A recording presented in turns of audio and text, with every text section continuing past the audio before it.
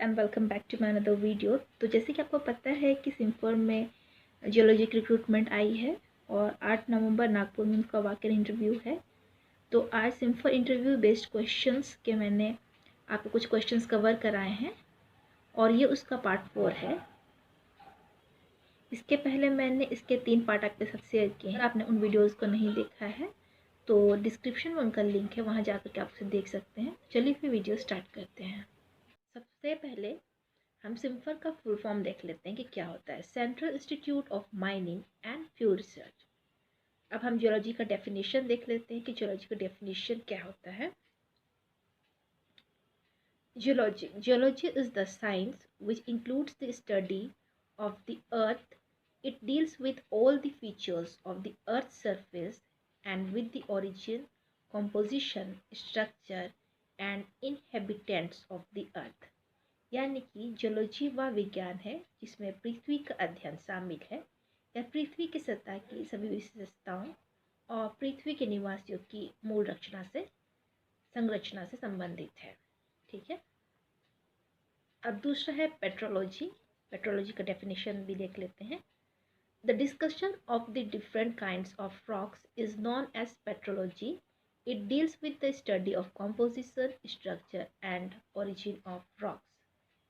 तो विभिन्न प्रकार की चट्टानों की चर्चा को पेट्रोलॉजी के रूप में जाना जाता है और यह संरचना या फिर स्ट्रक्चर के कंपोजिशन और चट्टानों के ओरिजिन या उत्पत्ति के अध्ययन से संबंधित है।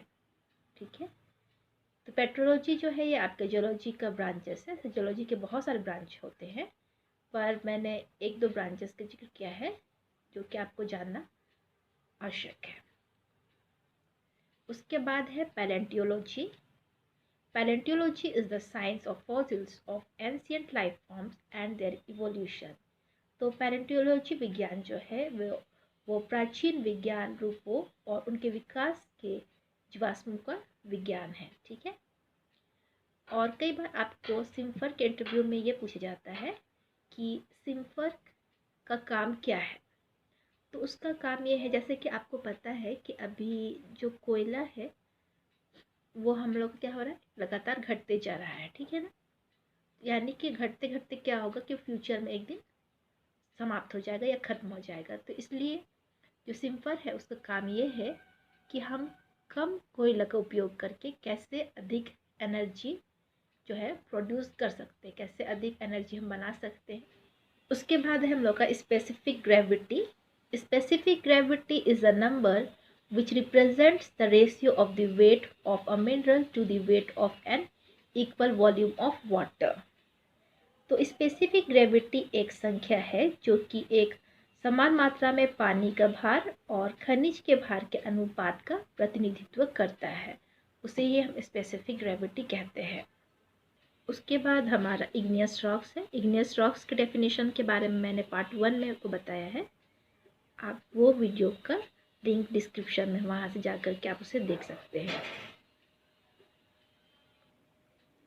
तो पार्ट 1 में मैंने आपको ये भी बताया था कि इग्नियस रॉक्स के 2 टाइप्स होते हैं, intrusive rocks and extrusive rocks, और उसका डेफिनेशन भी मैंने बताया है। तो आज हम लोग देखने वाले हैं कि इंट्रूसिव रॉक्स जो होते हैं वो 2 तरह के होते हैं. On the basis of the depth of formation intrusive rocks are of 2 types. तो डेप्थ के आधार पे जो इंट्रूसिव रॉक्स होते हैं वो 2 तरह के होते हैं. तो कौन कौन से होते हैं?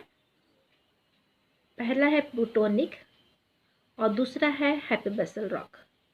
Plutonic which are form at very great depth, यानी बहुत गहराई, अधिक गहराई में पाए जाने वाले जो रॉक्स होते हैं उसे प्लूटोनिक कहते हैं. बहुत अधिक गहराई में पाए जाने वाले रॉक्स को प्लूटोनिक कहते हैं. उसी तरह hypabyssal rocks which are formed at shallow depth, यानी कम गहराई में पाए जाने वाले जो रॉक्स होते हैं उसे क्या कहते हैं? हाइपरबेसल रॉक्स. ठीक है। और एक्सट्रूसिव रॉक्स का सिर्फ एक ही टाइप होता है, वो है वॉल्केनिक रॉक. उसके बाद हम आ जाते हैं मैग्मा पे कि मैग्मा क्या होता है. Magma is the molten or semi molten natural material from which all igneous rocks are formed. Magma पिघला हुआ या अर्ध पिघला या मतलब कि आधा पिघला हुआ प्राकृतिक खनिज है जिससे सभी इग्नियस या आग्नेय चट्टानें क्या होती हैं? बनती हैं. ठीक है। उसके बाद हमारा दूसरा है लावा। When magma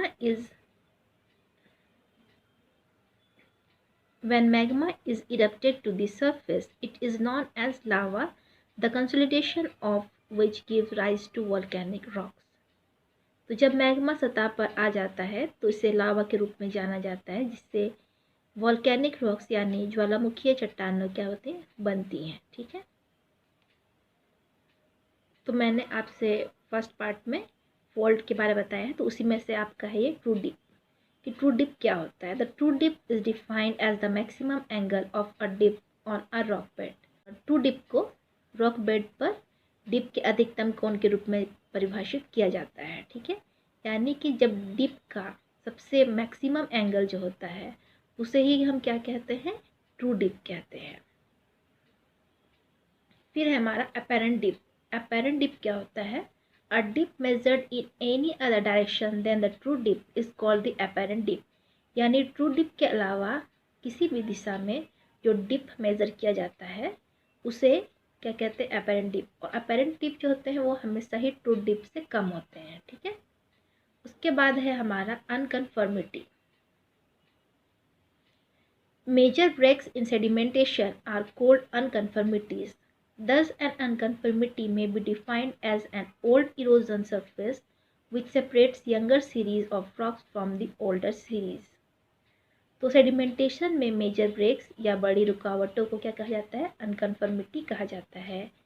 इस प्रकार एक अनकन्फर्मिटी जो होता है वो एक पुराना अपवर्तन या इरोजन सरफेस होता है, जो कि पुराने श्रृंखला जो होती है रॉक्स की उससे नई श्रृंखला को अलग करता है, और इसे ही हम अनकन्फर्मिटी कहते हैं। ठीक है, फिर है joints. When rock masses are subjected to tensional or compressional forces, regular और irregular fractures develop in them. Such fractures along which there has been no relative displacement are called joints. जब rock masses पर tensional या compressional forces काम करती हैं तो उनमें नियमित या अनियमित फ्रैक्चर्स क्या होते हैं, डेवलप हो जाते हैं, विकसित हो जाते हैं। तो ऐसे फ्रैक्चर्स जिनके साथ उनका कोई भी रिलेटिव डिस्प्लेसमेंट नहीं होता है उसे क्या कहते हैं, जॉइंट्स कहते हैं। ठीक है, उसके बाद है fossils. Fossils are remains or impressions of ancient animals and plants which have been preserved within the sedimentary rocks.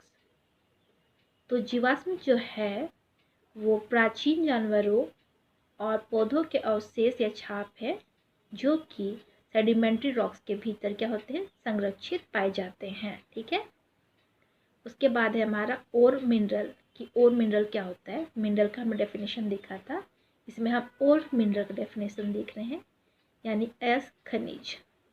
A mineral from which one or more metals can be extracted at a profit is known as ore mineral. एक खनिज जिसमें से एक या एक से अधिक धातुओं को लाभ पर निकाला जाता है उसे क्या कहते हैं, ओर मिनरल्स कहते हैं। ठीक है, इसके कुछ एग्जांपल्स देख ले।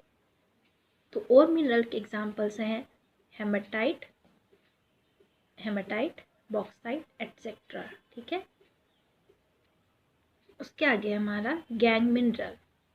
The useless minerals which occur in association with the ore are called gangue minerals.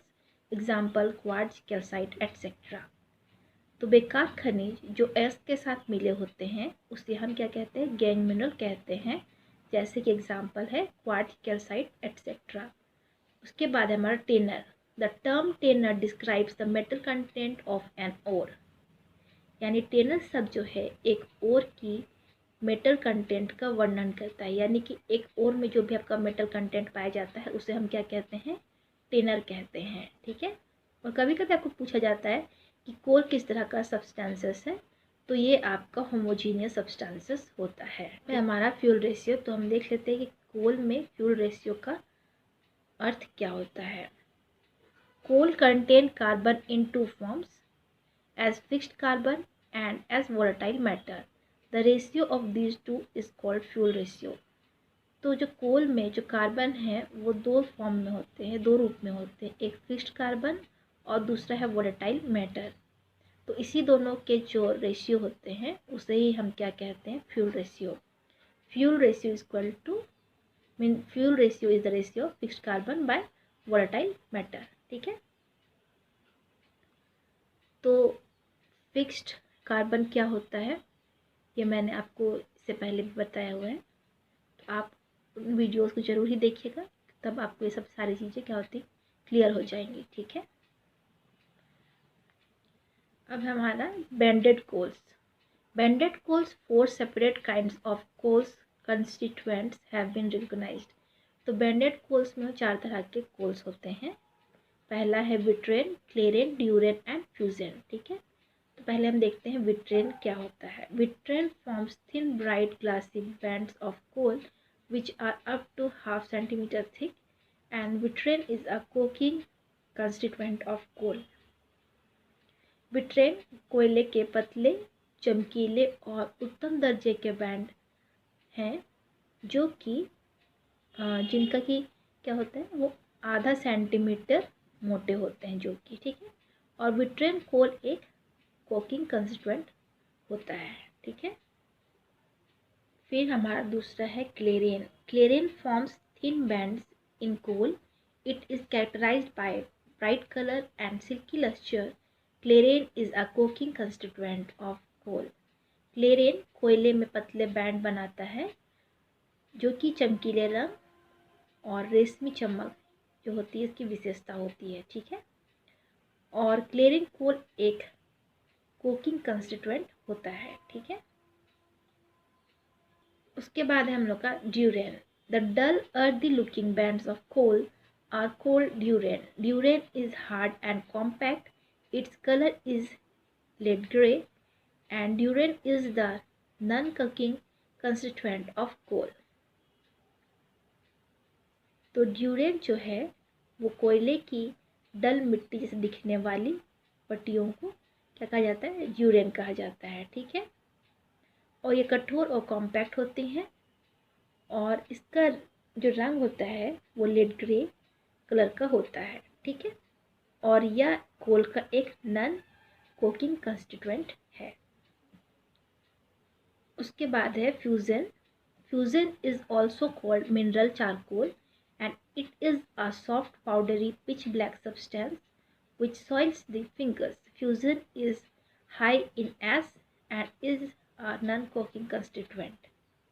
Fusion को मिनरल चारकोल के नाम से भी क्या होता है जाना जाता है। ठीक है, और यह एक पाउडरी सॉफ्ट पाउडरी होता है, यानी कि एक नरम चूर्ण जैसा काला पदार्थ होता है जो कि अंगुलियों में लग जाता है। तो फ्यूजन में राख की मात्रा क्या होती है, बहुत अधिक होती है और यह एक नॉन कोकिंग कंस्टिट्यूएंट होता है। ठीक है, अब है वोलेटाइल मेटल। वोलेटाइल मेटल हम किसे कहते हैं? The volatile matter is that which burns in the form of a gas. It consists of combustible gases such as hydrogen, carbon monoxide, methane, and other hydrocarbons. These gaseous products are driven off from coal when it is heated in the absence of air to about 900 degrees centigrade. The residue left after driving out all the volatile matter is called coke and the coke consists of fixed carbon and ash. यानी कि volatile matter वह है जो कि एक gas के रूप में जलती है और इसमें ज्वलनशील गैस जैसे हाइड्रोजन, कार्बन मोनोऑक्साइड, मीथेन और अन्य हाइड्रोकार्बन्स होते हैं। जब कोल को हम लोग हवा की अनुपस्थिति में 900 डिग्री सेंटीग्रेड तक गर्म करते हैं तो जितने भी गैसीय उत्पाद होते हैं वो कोयले से क्या होते हैं, बाहर की ओर निकल जाते हैं। तो जब सभी वाष्पशील धातु जो है वो कोयले से बाहर निकल जाते हैं तो जो बचा हुआ रहता है उसे हम क्या कहते हैं, कोक कहते हैं। ठीक है, और कोक में एक फिक्स्ड कार्बन होता है और राख होती है। ठीक है, ओरिजिन ऑफ कोल में भी हमने देखा था कि कोल का ओरिजिन 2 तरह से होता है। इसके बारे में भी हमने पिछले वीडियोस में डिस्कस किया है, आप वहाँ से देख लीजिएगा। तो ये दो तरह का होता है, एक इन साइचू थ्योरी और दूसरा ड्रिफ्ट थ्योरी। तो इन साइचू थ्योरी को हम ऑटोकोथोनस भी कहते हैं, उसी तरह ड्रिफ्ट थ्योरी को हम एलोकोथोनस भी कहते हैं, ठीक है। And the coal seams of India are of drift origin. और जितने भी इंडिया के कुछ जितने भी कोल सीम्स हैं वो किस ओरिजिन के हैं, वो ड्रिफ्ट ओरिजिन के हैं, ठीक है। ड्रिफ्ट ओरिजिन के यानी कि वो जहाँ मतलब कि वो दूसरे स्थान पे वो बने थे और वहाँ से वो मतलब जो जितने भी पेड़ पौधे थे वो दूसरे स्थान के थे और वो पानी सबके द्वारा बह करके दूसरे जगह पे आए और उसके बाद वहाँ पे हमें अभी कोयले की परत या कोल सीम्स हमें अभी वहाँ देखने को मिलते हैं। और इन साइचू का मतलब होता है कि जहाँ पे उनका ओरिजिन था वहीं पर ही क्या होता है, कोयले बनते हैं, तो उसे हम इन साइचू कहते हैं। जहाँ पे उनका ओरिजिन हुआ था वहाँ से वो दूर जा कर के जब कोल सीम्स बनते हैं तब उसे हम ड्रिफ्ट कहते हैं। अब है हमारा porosity. The porosity of a rock is the percentage of void space in a rock. यानी कि एक चट्टान में पोरोसिटी हम किसे कहेंगे, मतलब कि एक चट्टान के अंदर जितने भी रिक्त स्थान का प्रतिशत होता है, खाली स्थान का प्रतिशत होता है, उसे हम क्या कहते हैं, उसके पोरोसिटी कहते हैं, ठीक है। उसके बाद हमारा सबसे लास्ट जो है अभी आज के वो है परमेबिलिटी। तो permeability is the capacity of a rock to transmit water. यानी परमेबिलिटी पानी संचारित करने की एक चट्टान की क्षमता है, यानी जो भी रॉक है अपने अंदर से जितना पानी पार होने देता है, ट्रांसमिट होने देता है, उसकी जितनी क्षमता है, उसकी जितनी कैपेसिटी है जिससे वो अपने अंदर से पानी पार होने देता है, उसे ही हम क्या कहते हैं, परमेबिलिटी। आई होप कि वीडियो आपको समझ में आया होगा और आप उन तीनों पार्ट है उसको भी ज़रूर आप देख करके जाइए, क्योंकि उसमें भी बहुत इंपॉर्टेंट क्वेश्चंस हैं जो कि मैंने कवर कराए हैं। तो इन वीडियोस को भी आप ज़रूर देखिए, ठीक है। और अगर आपको ये वीडियो अच्छा लगा है, समझ में आया है, तो मेरे वीडियो को लाइक, शेयर और सब्सक्राइब जरूर करें। Thank you.